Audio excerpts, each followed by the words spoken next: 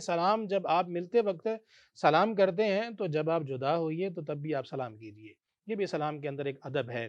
رسول اکرم صلی اللہ علیہ وسلم کا فرمان ہے اذا انتہى احدکم الى المجلس فلیسلم، جب کوئی انسان کسی مجلس میں آتا ہے تو اسے چاہیے کہ وہ سلام کہے۔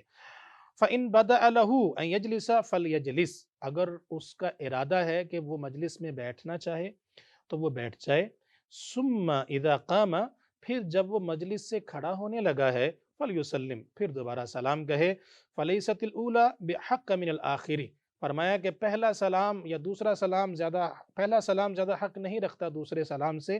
مطلب یہ ہے کہ پہلے سلام کا اپنا مقام اور مرتبہ ہے اور دوسرے سلام کا اپنا مقام اور مرتبہ ہے۔